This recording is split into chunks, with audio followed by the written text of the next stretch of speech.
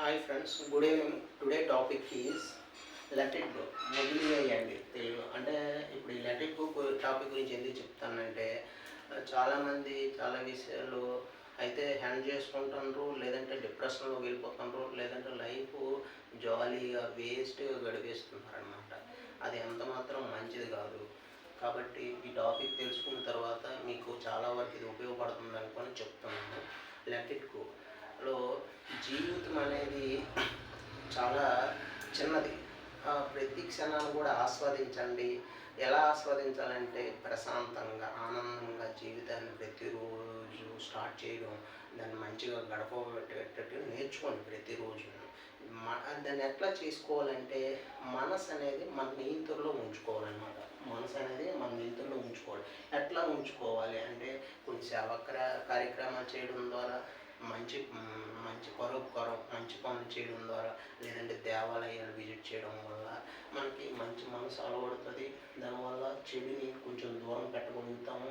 మంచిని స్వీకరించడం వల్ల మన మనసు అనేది నియంత్రణలో ఉంటుంది అన్నమాట.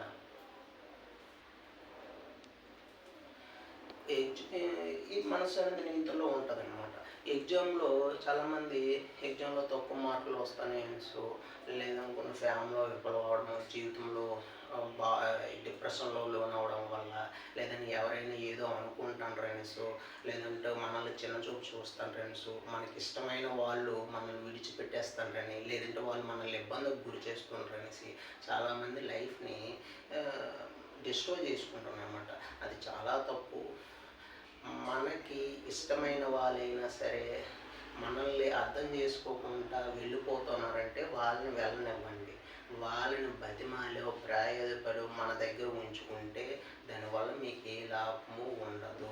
ఎందుకంటే వాళ్ళు మిమ్మల్ని అర్థం చేసుకోలేకపోయారు కాబట్టి వాళ్ళు వెళ్ళడానికి రెడీ అయిపోయారు. కాబట్టి వాళ్ళు వెళ్ళనివ్వండి. అదే మీకు మంచిది. మీ మనసు కూడా ప్రశాంతంగా ఉంటుంది. ఓకేనా? మిమ్మల్ని మీరు తక్కువ అంచనా వేసుకోవద్దు. ఓకేనా? అండ్ ఆల్సో అతిగా ఆలోచించవద్దు. ఇది కూడా మనసుని ఇబ్బంది పెడుతుంది. కాబట్టి మనం ఎలాగా మన లక్ష్యం వైపు మన ఆలోచన ఉండాలి. మీరు సివిల్స్ ప్రిపేర్ అయితే సివిల్స్లో ఈరోజు టార్గెట్ ఏంటి, ఈరోజు టాపిక్ ఏది కంప్లీట్ చేయాలి, ఈ డేని ఎలా స్టార్ట్ చేయాలి అనేది ఆలోచించండి.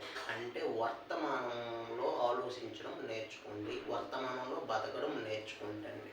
ఎందుకంటే కొన్ని విషయాలు మన నియంత్రణలో ఉండవు.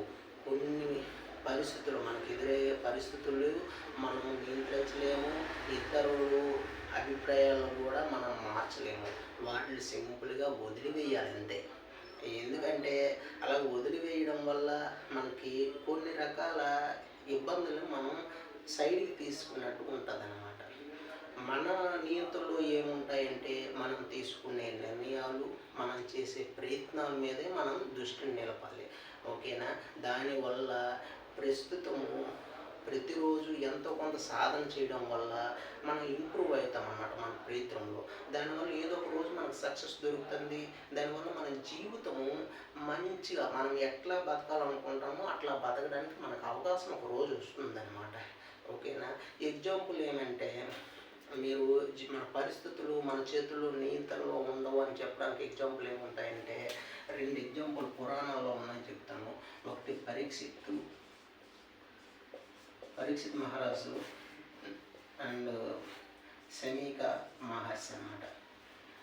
ఈ పరీక్షిత్ మహారాజు ఒకరోజు అడవులకి వేటకి వెళ్తాడనమాట. వెళ్ళేటప్పుడు తనకు దాహంగా ఉండి మహర్షి ఆశ్రమానికి వెళ్తే, ఈ శమీక మహర్షి ఆశ్రమానికి వెళ్తే అతను ఎంతసేపటికి పలకపోవడం వల్ల కొంచెం కోపం వచ్చి, అలసట వల్ల, కొంచెం అసహనం వల్ల ఆ మహర్షి మెడలో చచ్చిపోయిన పాము వేసేస్తాడనమాట.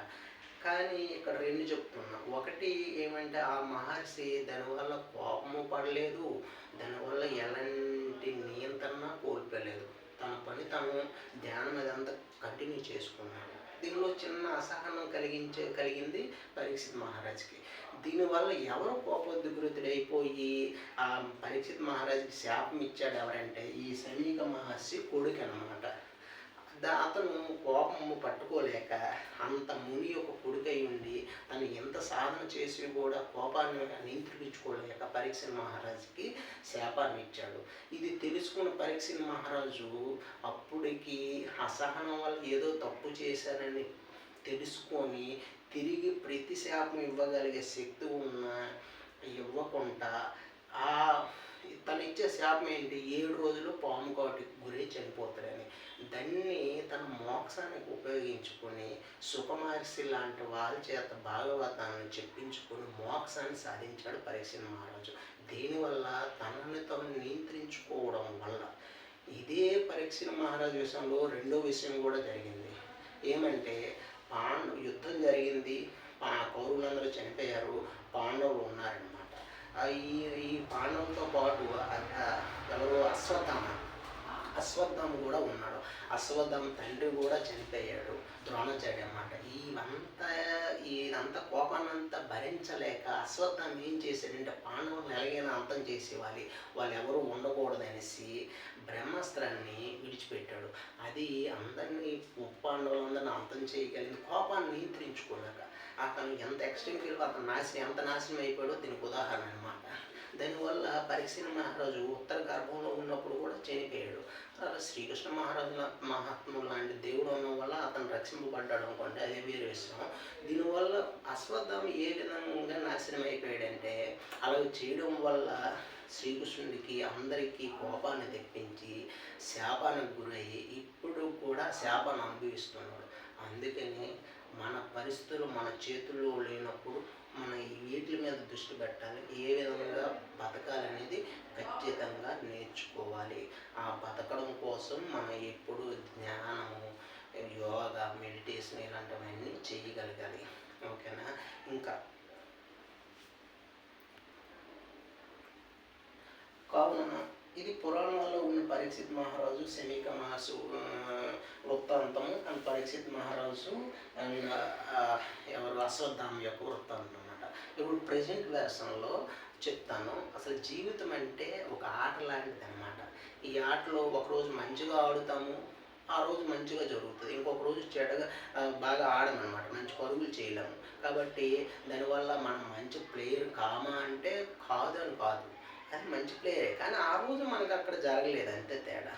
ఎగ్జాంపుల్, ఇప్పుడు మనం మొన్న ఎవరు వన్డే వరల్డ్ కప్ ఎవరు సాధించారు, మన మహిళా టీము అది వన్డే వరల్డ్ కప్ సాధించడానికి ఎంతమంది మహిళలు త్యాగం చేయడం వల్ల, ఎంతమంది మహిళలు సహాయ సహకారాలు ఈ టీంకి అందించడం వల్ల ఈరోజు ఆ వన్డే వరల్డ్ కప్ని ఈ మహిళలు సాధించగలరు. అలాంటి మనం ఇన్స్పిరేషన్ వర్డ్స్ మీరు చదవడం వల్ల మీ మైండ్ నీట్గా ఉంటుంది. ఏదైనా మీరు చెడు వ్యసనాలు, చెడు ఏదైనా చేసినా సరే వాటి నుంచి మీరు ఇంకా డిప్రెషన్లోకో లేదంటే ఇంకా ఏదైనా చేసుకోవడానికి అవకాశాల నుంచి మీరు నియంత్రించుకోగలుగుతారు. ఇంకా మీకు ఎగ్జాంపుల్ ఏమంటే, మనం బెస్ట్ క్రికెట్ దేవుడు అంటాం సచిన్ టెండూల్కర్. ఆయన ఎప్పుడు కూడా చాలా వరకు 1919లో అవుట్ అయిపోయి ఉండేవాడు. కానీ దాని మీద ఎప్పుడూ బాధపడకుండా తన టీం కోసం నిరంతరం శ్రమిస్తూ ఎన్నో విజయాలు అందించాడు. అలా విజయాలు ప్రయత్నించడం వల్ల ఒకరోజు మొట్టమొదట 200 స్కోరు సాధించిన వ్యక్తి కూడా మన టెండూల్కరే. సో ఇలాంటి వాళ్ళని మీరు ఇన్స్పిరేషన్గా చదవడం వల్ల, వాళ్ళ గురించి వినడం వల్ల మిమ్మల్ని మీరు చెడు ఆలోచనల నుంచి మిమ్మల్ని మీరు నియంత్రించుకొని లక్ష్యం వైపు అడుగులు వేయగలుగుతారు అండ్ మంచిగా జీవితంలో మంచిగా బతకగలుగుతారు. ఎందుకంటే ఎవరిపైన కూడా అతిగా ప్రేమ ఉండకూడదు, అతిగా వాళ్ళపైన ఆధారపడకూడదు. ఇది మీరు ఖచ్చితంగా తెలుసుకోవలసిన జీవిత రహస్యం. అండ్ ఇంకొకటి ఏమంటే, మనల్ని కుటుంబ సభ్యులు తిడుతున్నారంటే మన కుటుంబ సభ్యులు మన మీద ప్రేమ ఉండి మనల్ని ఉన్నతమైన జీవితంలో చూడాలని కాబట్టి వాళ్ళు తిడుతుంటారు, కొడుతుంటారు. వాటిని మీరు భరించగలగాలి. అప్పుడప్పుడు అది చెడ్డగా ఉంటే మాత్రం చెప్పగలగాలి కూడా. అది మీకు తెలిసే రీతిలో కుటుంబం సభ్యులతో మంచిగా విలువైన జీవితాన్ని గడపండి. ఓకేనా? Thank you guys, bye.